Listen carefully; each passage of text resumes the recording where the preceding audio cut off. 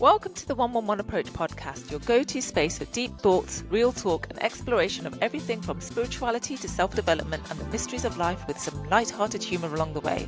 I'm your host, Lakshmi, aka the 1 Minute Healer, and each episode will dive into different topics, sometimes personal, sometimes thought-provoking, but always authentic. So whether you're here for some new perspectives, inspiration, or just a fresh take on the world with a bit of randomness thrown into the mix, you're definitely in the right place. So what are you waiting for? Let's get into it. Hi, it's Lakshmi here, and before we start this week's episode, I need your help. Next year, I am taking on the biggest charity challenge I've ever done. Now, for those of you who know me well, you know I love to do things for charity ever since I was a child, from sponsored dance-a-thons, sponsored silences. Yes, I know, hard to believe me being quiet, right? Sponsored abseilings down buildings, and last year, even sleeping out on the streets of London in the middle of October in just a sleeping bag. I really try and push and immerse myself in things to raise money for good causes. And next year, I am climbing Mount Kilimanjaro for not one, but two amazing children's charities. Cordwell Children, who help disabled and autistic children all over the world, and Cordwell Youth, who empower at-risk adults aged 11 to 24. Now, this is the biggest challenge I've ever taken on because, number one, the target I need to hit is the biggest one to date. I need to raise £5,000, all of which goes to the charities, because actually the trip and expedition itself is self-funded. But hey, if you're a business and would like to sponsor that side of it, please get in touch with me. And number two, I've never climbed a mountain in my life. Although I did make up my mind at age 5 that I did find a mountain in Canada and claimed it as my own. But that's a story for another day. So please, if you are able to make a donation, no matter how big or small, it will really help me reach that target. And I will be forever grateful to you, as will the children who the money will go to. So thank you again. The link will be in the show notes below. And enjoy this week's episode. Hello, and welcome to another episode of the 111 Approach podcast with me, Lakshmi, aka the 1 Minute Healer. And if you've been here for a while, you know that I start and end everything I do with gratitude. So first and foremost, thank you so much to everyone listening and being here and supporting myself, the podcast, and all of my work. I really do appreciate it from the bottom of my heart. I'd also like to extend my gratitude today to a guest I have on. And today's guest is someone who's so inspirational. When I heard his story and we had a chat, I haven't actually met you in real life, like as in real life. I've met him virtually a few times through some networking groups that I'm part of. And I heard his story and I felt so moved by his positive attitude. He is a heart-led soul full of purpose and passion. And it's my pleasure to introduce you to Rikardo Tennant. Welcome, Rikardo. Thank you so much for coming on as my guest. I will hand it over to you for you to just let us know who you are, what you do, where you've come from, your kind of origin story. Just like you, Lakshmi, I start things with gratitude, and I'm extremely grateful for you to have asked me on here. I do feel really privileged having listened to many of your previous podcasts. So yeah, big thank you. Which one was your favourite? Don't say this one because you haven't even listened to this one yet. No, I quite like the one that you did around sorry and actually saying sorry when it's really mean it and you need to say it, because you're absolutely right. So for the listeners, that is episode 32 and it's called Save Your Stories for Another Day. Highly recommend you listen to it. All right. So anyway, sorry, Rikardo. Absolutely. Please introduce yourself. Tell us your origin story. Let us know what you're about. So I have always been a very high energy, heart on my sleeve. Authenticity is key for me. I love building tribes, getting to know people, connecting, understanding, constantly learning. That's a lot of who I am on a real day-to-day basis. And as we alluded to, the story that I have it's not the most unusual story, but it's pretty unusual in what actually happened. So I was living a pretty chaotic life, 3 young children, wife, house, job, working really hard. What did you do for a job? I'd spent some decades in the retail and hospitality world. I was a cocktail barman for a while, which was phenomenal, great fun. I spent some time destroying data and recycling electrical items, which was, again, a real interesting sector to work in, fascinating. how much money there is in people's waste. And yeah, just sort of midlife-ish, early midlife. I say just enjoy myself. It was a birthday weekend for me at Easter time. We had some friends round for lunch. We were having fun. It was a pretty cool, enjoyable day. And I just bent down to pick my 2-year-old up to put her to sleep. And unknowingly, a disc in my back burst and crushed my spinal cord, which paralyzed me from the waist down in about 10 minutes. And I later found out that as that was happening, my body was shutting down. So that was the fourth time I'd nearly died in my life. Rushed to hospital, had the operation, they stabilized me. A week later, septic infection was the fifth time that I'd nearly died. And then after that, laid in bed for weeks, not being able to move my body from the waist down, lost all bowel and bladder function, which was probably more annoying and frustrating than actually not being able to walk for many reasons. But I realised quite quickly that when you're in that situation, you have to park your dignity at the door and just let the fantastic healthcare professionals do what they need to do. The outcome or potential outcome wasn't great, though. Every single professional that spoke to me said the severity of the damage was of such that walking wouldn't be possible again.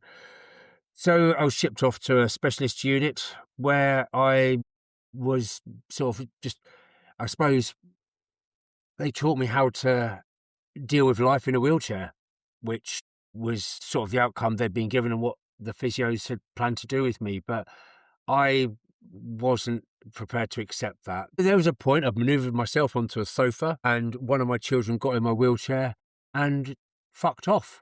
And I just thought, there's absolutely no way I'm going to let this stop me from bringing my children up. I'm not going to bring them up wheelchair bound. And so just set about defying what the professionals had told me couldn't be done in every way, sense and form, mentally, physically, through my support network. It was, a relentless journey of resilience at every step of the way. Because along with that, I was that was the physical part, but then there was the mental part, dealing with the a bowel and bladder that didn't work.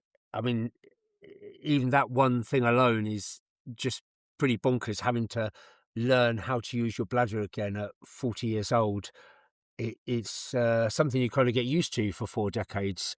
I mean, you do it once when you're a child, and Mm. then it kind of just works. So yeah, that was the essence of the story so far, I'd say. Thank you so much for sharing and being so open, and also I know you're very candid like me, like about certain stuff, but you defied the odds of medical professionals. How did you do that? So obviously you said you had made up your mind. Was it that moment in the when one of your kids took your wheelchair? Was that the defying moment? Like you were like, "Fuck this! I need to be able to walk and run and batter my kids when I need to." I'm just joking about battering with kids, but um, was that the moment, or was it before? Or and then also, can you then go into, because this is insane, like in the best way, because doctors are telling you you won't be able to walk again, and yet, spoiler alert, everybody, he is walking.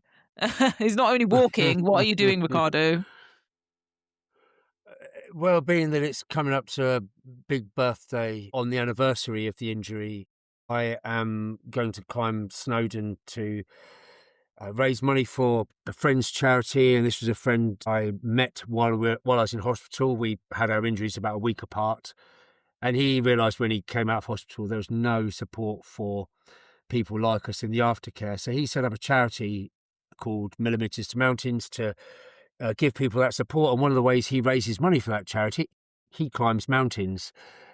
And so he gave me the support at the beginning of my journey, which was an essential key part of walking again. That was via a couple of physios.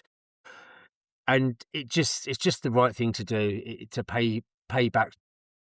Yeah, no, thank you so much. And we will link the charity and talk about that in a moment. But you're not only like defied the doctors who told you that you weren't going to walk again, you're now climbing a mountain. So can you take us through that journey of like, okay, you made a decision that you are going to walk again.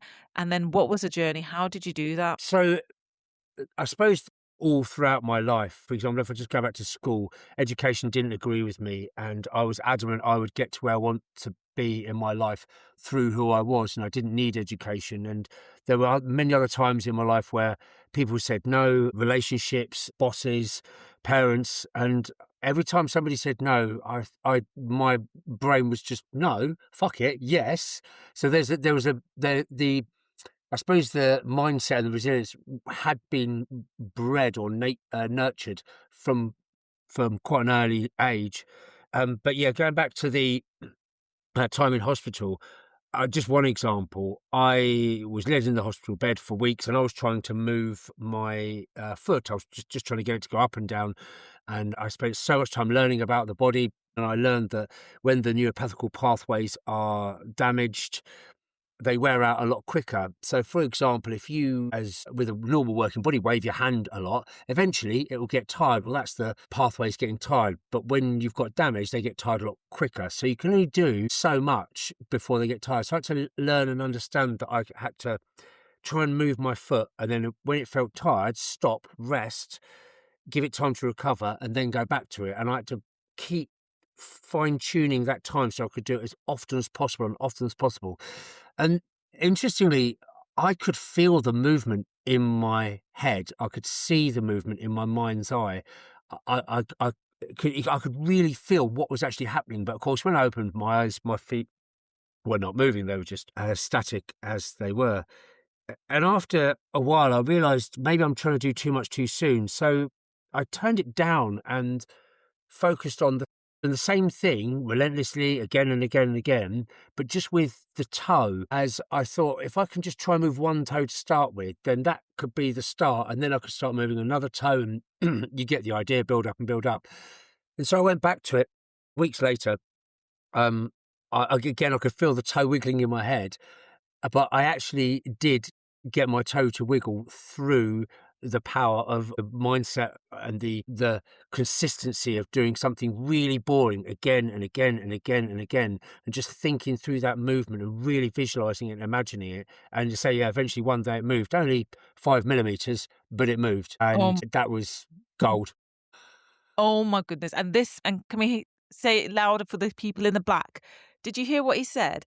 He tried to do too much, realized he was doing too much by just trying to move the whole foot and the leg. You then scaled it back and you're like, right, I just need to start small.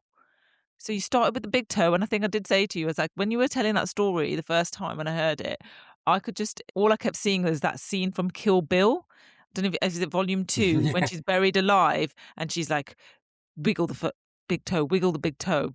On a more serious note, you try to move your whole foot, you didn't. Most people be like, right, see, this visualization, this mindset stuff, this positive thinking stuff doesn't work. I tried to do it, tried to move my foot.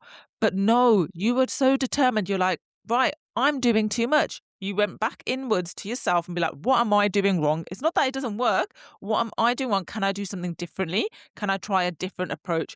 You scaled it back and then you did it. And I loved what you said. It boring and consistency. You did the consistently boring thing, and guess what? It paid off. And I'm just like silently screaming when you were telling that story again, even though I've heard it before, because this is what people do not understand. You have to do the groundwork first, the boring stuff, the small stuff. You've got to keep doing it. Yes, it's not exciting. Yes, it's not as amazing as what you see on the socials now. Say this affirmation 5 days in a row and watch £1,000 are going to come into your bank account. No, it's not. Don't be stupid. That's not going to happen.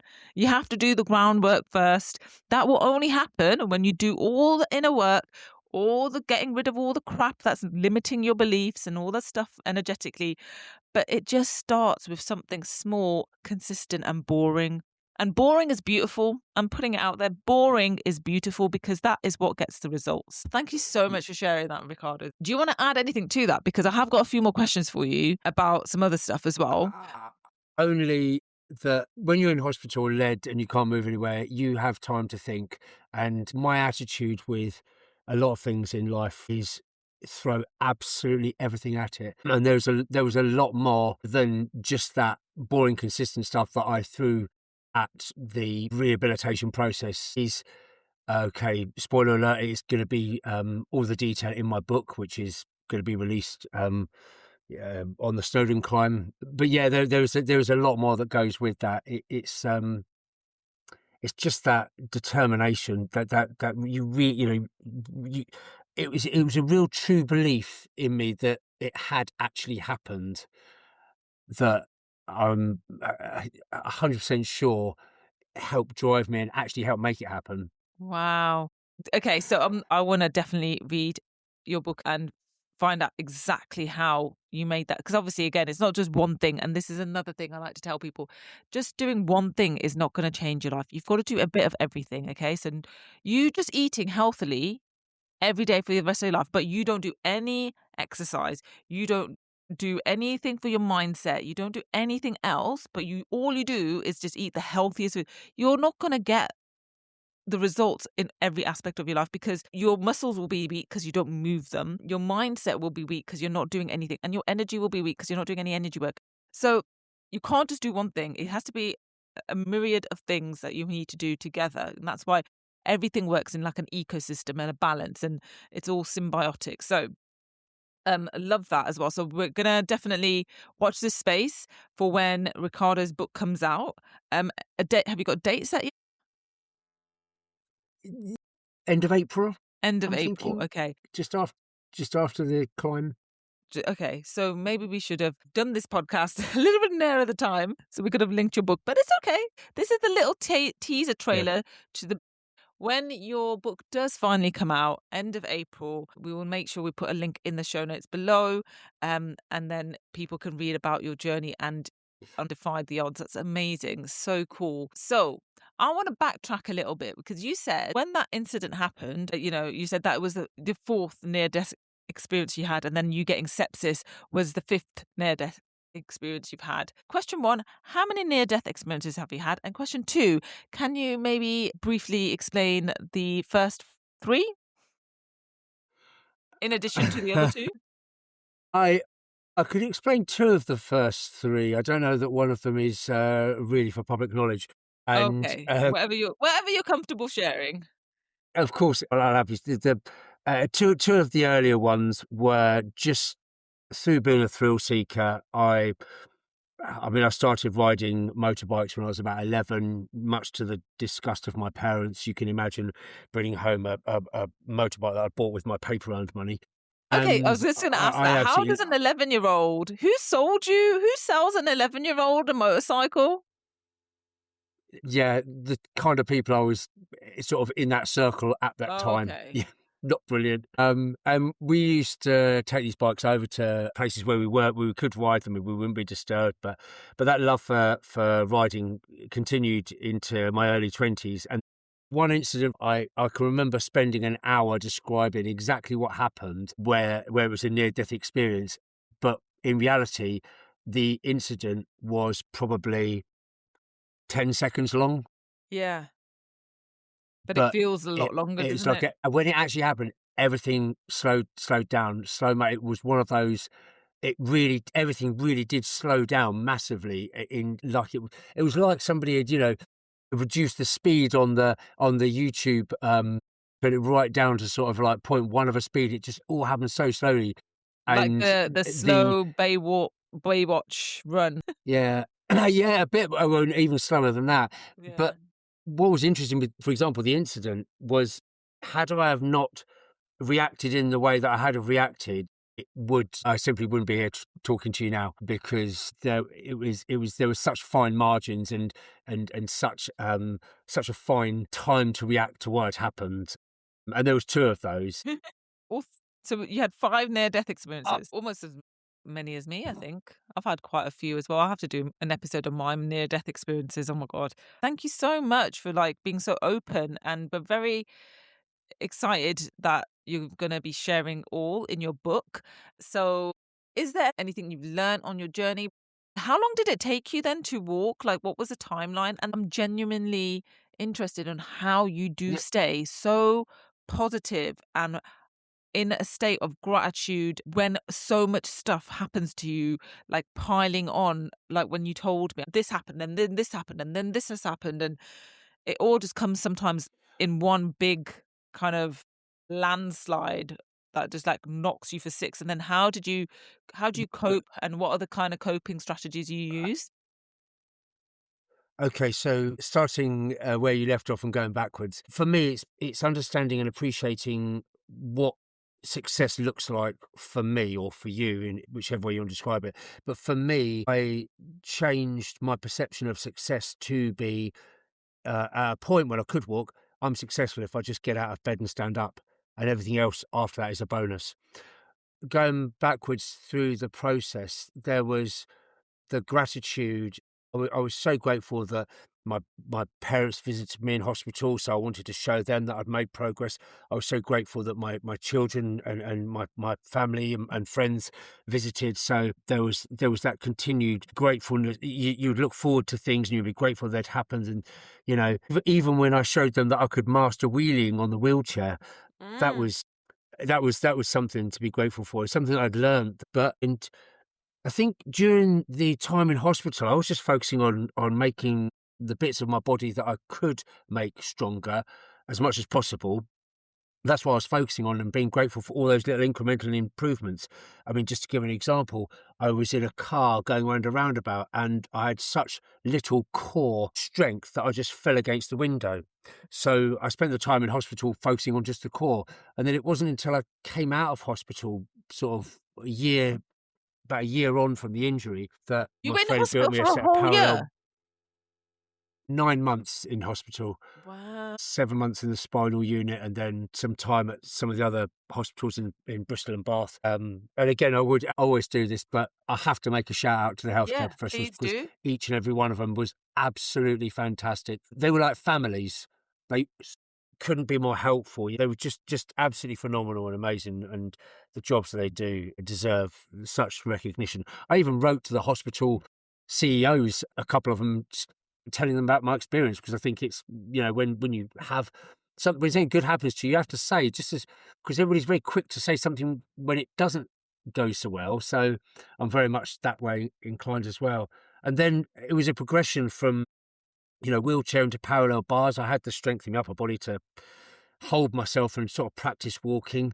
When I was at the gym, I would watch people on the treadmills to see how they were walking on the treadmill again and again and again, so I could visualize it and get it in my head, and you could hear it and feel it. And then it was, just walking a little bit, and then it would be tired, and you'd learn how to do that really boring thing consistently all the time, as much as you could, because you could only do a little bit, and then you'd have to back off and have a rest. Be grateful for what bit you had done and think, okay, what could I do differently this time? I even had, and again, my physios were amazed at this, if you can visualize this, there was a doorway in our house, and I put a bar across this doorway, and I attached two crocs onto this bar at the point as to where they could move up and down. And I would sit in my wheelchair, put my feet in these crocs, the shoes I'm talking about, Yeah, by the way, guys, I not the hate actual those, but okay, crocodile. go on. Uh, but I only did them for practicality, because you could put the bar Yeah. through the middle of Yeah, them, yeah. and then I could put my feet in them. And I would sit in my wheelchair with my feet up on these clocks and just practice rocking them backwards and forwards. But I was rocking them backwards and forwards with my legs because my feet couldn't move. But I was trying to simulate the motion of them going. And my physio said they'd never seen anybody do anything like that. And they just thought it was really intuitive, and just, right, why not? Let's see if that works. And if it didn't work, try something else. So hang on, you made up an exercise really, essentially, for the physios because you were like, Yep, "Yeah, let me just try it." And the physios are like, "Wait, hang on a minute, that's actually pretty yep. look at this. This is what I, determination gets you." Like when you just think, w- "Right, I'm just gonna try every single thing as wacky or as out there." But this is what I yep, don't get. Like, right, when people like fob you off and be like, "That's never gonna work." How do you know unless you try it? Because this is how yep. inventions got made. Like when the Wright brothers trying to fly the plane. Yeah, yeah, exactly. I will share a bit of an exclusive with you. Nigga, wait, hang on. We're getting exclusive. Exclusive. Go on. You've just triggered it, and it's not in the book, but there was a time when my physio stood me up between two worktops in my kitchen, and I couldn't. I say he helped me stand up, and I had my hands on both the worktops, and I knew that my upper body was holding me up because my legs weren't physically strong enough or able. There was no neuropathical connection for them to work, but I knew my it was my hands on the worktops were holding myself up. And my physio said to me, "Can you take a hand off and try and balance?" And I'm not joking you, my brain would not allow me to move my hands because I'm just over 6 foot tall, so I knew that falling down was going to hurt, and I couldn't move my hands. I was telling my hand to move and lift off, and I couldn't do it. It just simply wouldn't allow me to. I did eventually, but when I initially stood in the sort of early parts of the rehabilitation, I just could not get my brain would not allow me. So it's amazing how powerful the brain is in Mm. believing what you can do, but equally protecting you and saying, no, you can't do that. It was so Wow. there's an exclusive.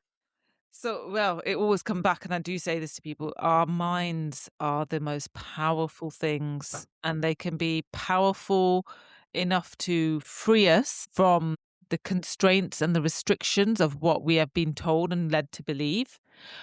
But it can be as powerful on the other side of keeping us in a prison and restricted.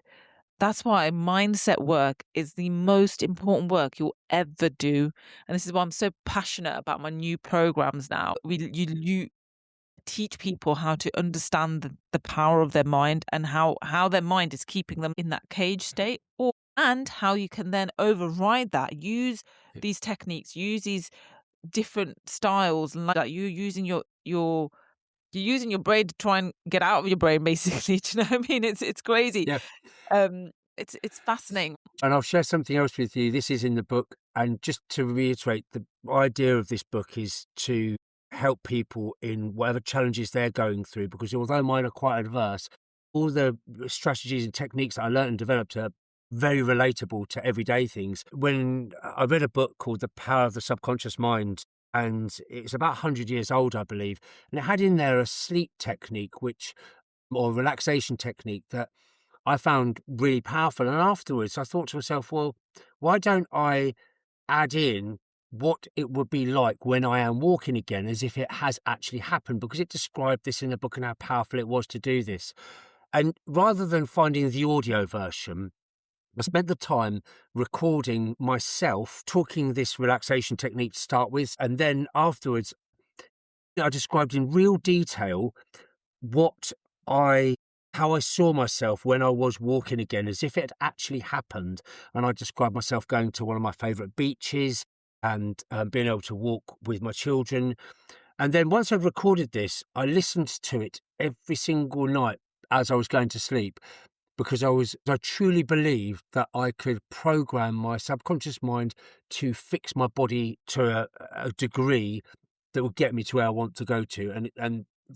Again, it's this trying everything, and I cannot tell you how powerful that was. Another huge part of it. Was a big part of the technique, and it had the Mm. other added bonus that it actually helped me fall asleep. And when you're in chronic pain, that's quite useful.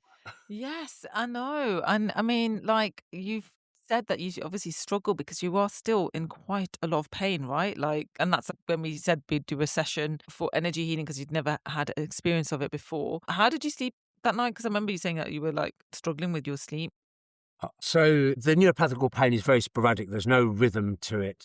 Sometimes it can be just off the chart for 2 or 3 days, and sometimes I don't have it for a while. But after that session, I had probably the first solid 7 hours sleep I've had in months. It was just incredible. I don't know. Like I said, I am very skeptical with some things. Like me, I don't know if you got that or not. But with what Oh I've gone yes, I through, I've know. opened That's why I myself up say bring to. me a skeptic. I know, I know. I opened myself up to it. I was again just I was truly amazed. It was just phenomenal. It was it, well, put it this way, it was. I couldn't I had to really think about what had happened because I was so it was something that I'd never experienced before, and so to think about how to describe it was really I had to give it some thought. It was a real challenge because it was just amazing. There was, load of upper back pain because I'd been walking in a climb, practice, and it was really painful, and it was almost like that just dissipated in a matter of, minutes. It was just phenomenal. I can't describe it, but it was, yeah, absolutely brilliant. I Oh, thank you. We'll do some truly, more. truly grateful. Oh, no, thank you so much. I appreciate that, and appreciate you giving a video testimonial as well, which is, I know, very courageous thing to do. So thank you. I appreciate that. It will be on my In a socials by the heartbeat. time this podcast goes out. So definitely go and check out Ricardo's testimonial of having his first energy healing session. But I'm so glad it helped you, like, honestly, because this is why I say to people, like, just try it, because even though you might be skeptical, even though you might have tried other Reiki. I mean, I know you hadn't tried anything like this before because you were very like, I don't know if it's going to work because you're in that much pain. But honestly, it is different what I do. And some people are a bit like, how did you know that? I'm just like, because I just tap into your energy and I can feel it. And to be fair, I'll be honest, it's painful for me sometimes because I was like, damn, this guy's in so much pain, like this. But it's all good. I do it for the love of helping people. A lot of people are And like, I don't know how to describe it. And then this is the issue I have as well, because it's so indescribable, because it's so like, holy shit, kind of like, it's just yeah, there's no words to describe it. So then me, as someone who's trying to get this out there to the masses, to the world, to say, listen, I don't know how to explain what I do, but it's fucking amazing. But how do you put that into words? I don't know, because it's also very different for each person. Sometimes it's quite intangible yeah. and they just feel something inside them that's changed, shifted, lifted. They I feel think lighter. Or in your case, it was more physical. You were like, holy shit, that pain's gone. Like, how has that mm, happened? But it's different for everyone. yeah, but I would add in for the listeners, just in case you don't know, this was done purely over audio. So, like, we must be, what, a couple of 100 miles away? Mm. And for you to know what it was that you felt through me, that was the bit that really blew my mind. I that is there is 100% something there with that. It is just that was the really incredible bit, and it wasn't. It's not coincidence, and not by a long shot. I don't believe in things like that, because it was. There was no way you could have known about where that particular pain was, or where the pain was Mm. on that particular day at that particular time. And then also I love the way that you described. You told me what it was that I'd seen in my mind's eye as well. I thought that was absolutely phenomenal. So yeah, Oh. just totally blown away. Thank you, my lovely. But we're gonna wrap it up because I mean we could sit here and talk Yeah, for ages. I'm gonna leave all your links, your socials and stuff, how to get to follow your journey and follow your path. You've just been an thank you. absolutely amazing, inspirational guest. So thank you for coming on and sharing your story. I always end on a 1 minute meditation as well. So before we do that, is there anything else you'd like to share? Any closing statements? I feel like we're in a courtroom. Any closing statements, Ricardo? What would you like to say? Only that, as I said at the beginning, I'm extremely grateful for this opportunity. And I think we're both along the same lines of thinking that we can help people. And the Mm. more people that hear how we can help people in our respective ways is just magic. It's just wonderful. I mean, I'll tell you what I'll leave you with. I was fortunate enough to do an assembly at my children's school once. And first off, proud dad moment having both the kids in the audience. But I was happy if I affected just one of the children with the talk that I did, and I did some I did a resilience exercise, and I actually did it on the teachers. And one of the children came up to the teacher afterwards and said, "Did that really happen?" And I could see that I'd had that impact on that one primary school child, and for Oh, me, that's gold. So, yeah, amazing. I love that. Thank you so much for sharing. you're welcome. You're welcome. And we're going to do the 1 minute meditation. So, if it is safe for you to do so, please don't do it while you're driving. Close your eyes, take a deep breath in through your nose, Hold, and then gently breathe out through your mouth, dropping your shoulders, relaxing your jaw. And just taking this 1 minute to really let the idea of how powerful your mind is, how powerful your body is, how powerful the very essence and energy that makes up your unique self, and how through your determination, your courage, your bravery, and your determination and resistance and resilience, if you put your mind to something, you can 100% achieve it. Because this is just your 1 minute reminder to really tap into the power of you, tap into the power that you hold within yourself.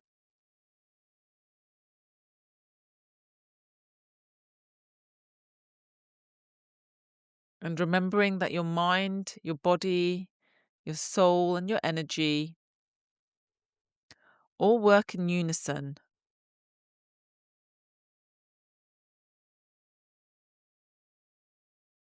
And you are in the driver's seat. So it's up to you on how you drive this vehicle of yours and how you train and override your mind. You have the power. I feel a bit like Snap now. You got the power.